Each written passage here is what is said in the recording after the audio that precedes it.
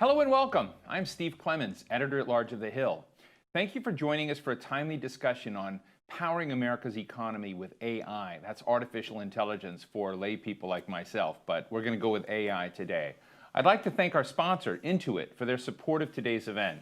Over the past 6 months, small business across America have been looking for new ways to ensure their relevance and survival in the coronavirus era. Everybody's been shoved online. Everybody's had to work with and find new digital tools. Today's conversation explores the role technology can play in supporting those engines of the economy. Whether it's getting paid, managing inventory, or accessing capital, many small businesses are utilizing AI technology, which for the longest time was only accessible and affordable to large corporations. They may be using it and not even know they're using it. Although many forums have dramatized the dystopian future driven by technology, AI is currently all around us, driving small business growth and enhanced customer experiences. While we should examine the challenges, we must consider how AI is reinvigorating businesses, creating more and new types of jobs, and also building platforms to help entrepreneurs spur new businesses. We're going to spend the next hour examining the opportunities evolving in AI for small business. We've got a fantastic lineup of speakers to help explore this topic, including members of Congress, experts in the field of entrepreneurship, and small business owners themselves. Before we get underway, there are a few housekeeping notes. You can tweet us at @TheHillEvents using the hashtag #TheHillAI. That's a nice short one. We're broadcasting live and we'll be taking questions throughout the program. So with any live stream, you could experience occasional trouble with the video. Refreshing the page, I'm told, should in most cases fix the problem. I really hope it does. My first two guests can speak to the social and economic impacts of AI technology. Congresswoman Brenda, who I was told was running really late, and it's great to see you, Congresswoman, there. It's great to see you there. And Congressman Jerry McNerney, whom I've had the pleasure of interviewing before here, are both members of the House AI Caucus, with Representative McNerney serving as the co-chair. Welcome to you both. Representative McNerney, as we kind of deal with this, what I've always been fascinated, when I worked in the Senate, 20 years ago, we were discussing some of these technological trends right back then, and the literacy, I would say, of the broad membership in the Senate was pretty thin. How is the literacy of your colleagues, both Republican and Democrat, about both the benefits and some of the challenges of AI? Well, good. Thanks for inviting me, Steve. It's good to see you again. There is a growing awareness of what AI means in the Congress. I'm co-chair of the AI Caucus with Pete Olson, a Republican from Texas, and our mission really is to help educate members of Congress about what AI means. Is it going to create jobs? Is it going to displace jobs? Is it going to dehumanize society? Is it going to make life easier? I mean, all these things are important, but we want to make sure that members of Congress and their staff are educated about what really is there. What can it improve? What are the risks? And how do we go about managing those risks? Do we want to put guardrails in place and so on? And so that's our mission. And I think it's succeeding because I see a little bit more awareness, a little bit less anxiety about artificial intelligence today than I did maybe 3 or 4 years ago. Well, I think, you just tweeted the other day that you're proud of your legislation, the AI in Government Act. And as I just said in the introductory comments, a lot of people don't realize that AI surrounds us all the time. And it's on phones, it's on smartphones, it's on sensors. And as we move into a world where there's a lot more data everywhere informing sensors, to some degree, this is going to empower us, I would think. But what do you think your act does with regard to government?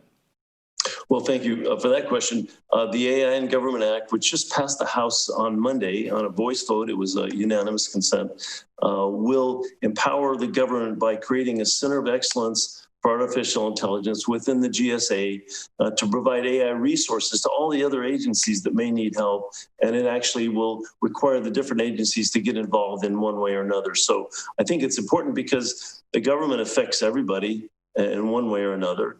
And small businesses are certainly a recipient of government influence in a variety of ways. So having an artificial intelligence center of excellence in the government will not only create the ability of the federal government to use AI in a responsible way, but it'll also empower small businesses and different agriculture, healthcare, public safety. All these things are going to be benefiting from a real expertise, a responsible expertise in the United States government. So I think it's important that we pass this from the Senate and the President sign it into law as soon as possible.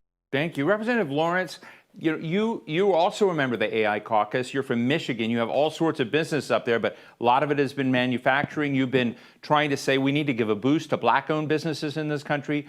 Do you look at AI as a way to leapfrog for some of these folks, or do you look at it as another speed bump for black-owned businesses in America?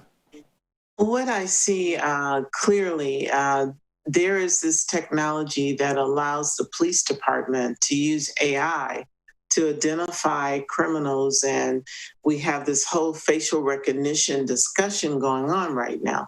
So just on a social level, it is imperative that as we move forward with the Center of Excellence, like my colleague has stated, it's so timely. But in addition to that, in February of last year, I introduced Resolution 503, and it's a bill that will develop the guidelines for ethical development.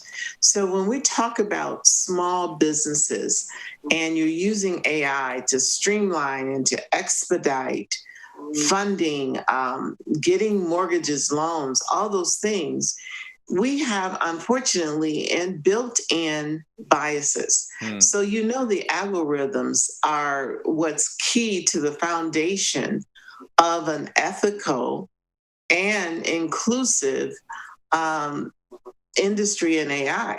And so my contribution in looking at how we move forward as a country with AI, I believe in it, but also know that we're not doing the best job possible in developing removing the biases that are put in the algorithms. So if I have development of the algorithms by a closed group of data that is not reflective of the entire community, then it becomes flawed.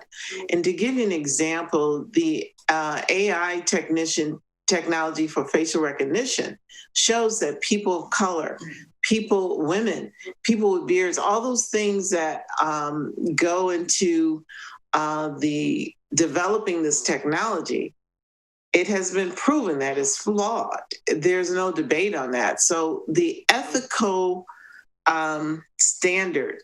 Let me give you an example. When I rolled out the resolution, I was so surprised. I was inundated by the industry related to AI saying thank you, because, like you said, we in government are not up to speed at the rapid advancements and technology of AI.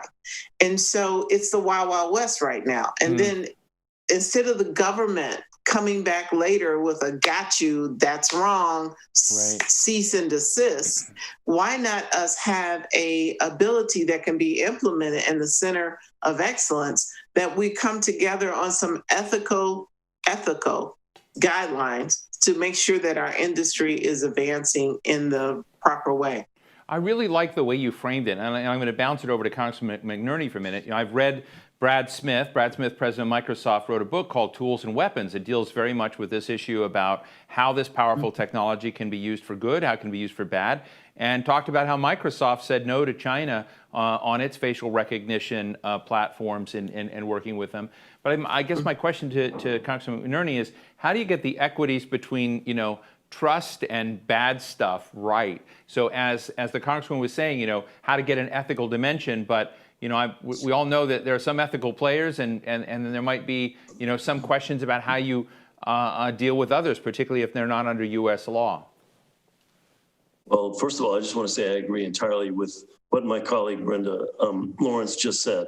We need to make sure that there's guardrails that prevent bias from impacting negatively any one group over another. And if we don't do that, we're going to miss a big bet. And in order to do that, we have to have transparency. When data is collected, we need to know what the data has in it, where it came from.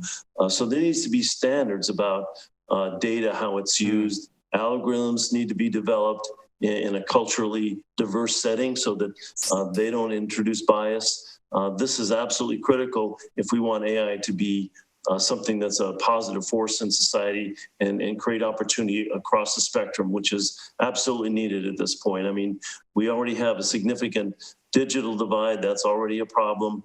And we're working on that to make sure that states have the resources to bring broadband access and availability to everyone in this country. And we want to make sure that when AI is implemented, whether it's small businesses, whether it's government entities, or large businesses, banks, that they implement AI in a way that is fair to everybody. And right now, that's up to us to make sure that that happens that way. You know, we have questions from the audience, but I want to get one more in of my own to both of you real quick. Representative Lawrence and McNerney both, you know, I often, you know, when I'm on the West Coast of the United States, and you know, no disrespect to Michigan, but I often sort of feel like, you know, the West Coast invents all this stuff, and it's fantastic, and it's great, and D.C. regulates it, right? So somewhere else in the country innovates it, you know, Detroit as well, but that Washington regulates it. And so I'm just interested in whether you are both excited about AI. When I think about AI is flowing along, you know, with things like big data and 5G and the Internet of Things. And when you kind of look at this coming interconnectedness of stuff and how we're going to have so many bits of new information coming to it. And so I get all of the concerns, but does that prospect also excite you at the same time? Councilwoman Lawrence? Absolutely. I know that the future of our country, our competitiveness on a global level, is dependent upon us embracing this technology. And one of the reasons why I'm so happy to be on the caucus with Congressman McNerney is that we need to, in the United States, as we talk about the 5G, we talk about our digital divide, when we talk about how we are transforming our workforce. Right. The workforce of tomorrow is going to be less labor intense and more technology dependent. And so we must embrace this. It's about us being competitive with China, being competitive with Japan and India, all these other countries. And so I totally embrace it. But I also want to use this platform of embracing it, that it must be inclusive. It must be inclusive of developing it in our educational system, that we have an educational system that will prepare workers for this technology. And so as we look at our foundation of education in America, are we pushing technology as just as basic as reading, writing, and math? It should be reading, writing, math, and technology, because that's the only way we're going to have a competitive workforce. And so I'm very much in support and think that this is the way for us as the United States of America to continue to lead in a global economy. Thank you for that. Jerry? Well, I'm more than enthusiastic. I'm almost giddy. I see so much opportunity with artificial intelligence. I mean, my district is an ag district, and I see opportunity for improving agricultural production and improving the soil at the same time. I live not far from the Bay Area, and the traffic is horrendous. I'd like to see artificial intelligence used to help reduce traffic flow. I know that energy policy, where one of my expertise is going to be improved significantly by artificial intelligence. Healthcare, and there's just so many fields that we can see improving American lives. But we have a couple of concerns, and one of them is bias. Another is we want to make sure that it creates employment opportunities and prosperity in this country, and not leave a significant sector of the country behind. So the opportunity is tremendous, and yet it's up to us to make sure that that opportunity is shared equally and grows the economy in a fair way. So that sort of policy challenge is very exciting, as well as the opportunity, what the policy might bring itself. Well, for the record, I'm giddy too. Go ahead, Congresswoman Lawrence, go ahead. If I could just piggyback on what Jerry said. So here I am in Detroit. We put the world on wheels. So the autonomous vehicle, the electric vehicle, and I just had a conversation with a manufacturer that we're working on the flying car. So as we talk about mobility, and in Michigan, we have one of the largest R&D segments for automation and automotive innovation. So AI must be a part of that. It's the only way for us to continue to grow. And so when you talk about jobs, and when you talk about our economy, Right. when you talk about our technology and the innovation of automotive, AI just is right in the middle of that. It's all right in there. We have a question from our audience, and I know we're all live and you have votes, so if you got to duck out, I get it. But we've got Brian Lane here. Brian?